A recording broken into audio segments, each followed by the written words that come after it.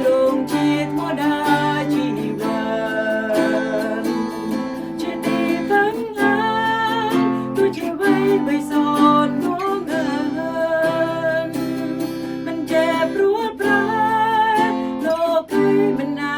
ញ៉ាយទេក្តីស្រឡាញ់ដែលស្ថិតស្ថេរកូនចង់ទៅជាមួយទ្រង់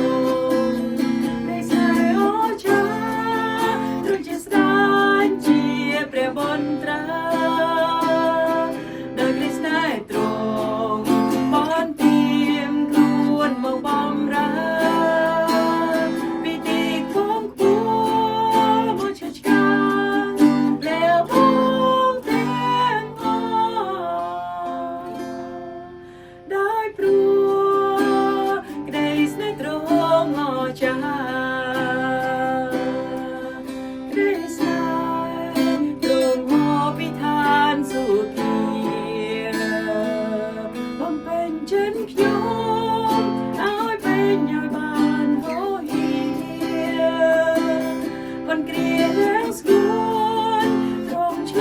យកូនស្រីខាងដែលនាំឲ្យរកគោលដៅកូនចង់ទៅជាមួយទ្រង់ក្តីស្នេហ៍ទ្រង់ជាធម្មតាជីវិតជាទីពឹងអា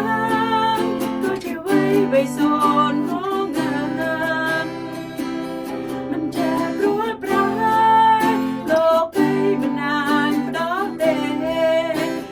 ស្រឡាញ់ដែលស្ថិតស្ថេរកូនចង់ទៅជាមួយទ្រង់ក្តីស្នេហ៍អូចា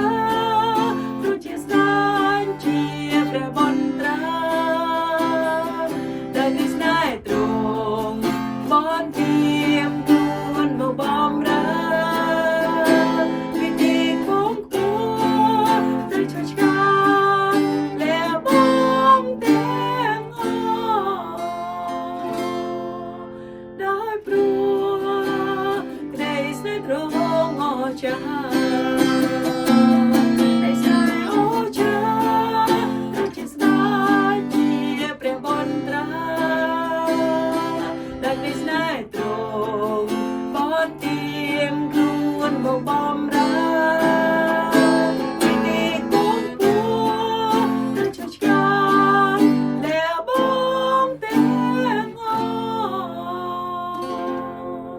ដោយព្រោះក្តីស្នេហ៍ទ្រង់អស្ចារ្យ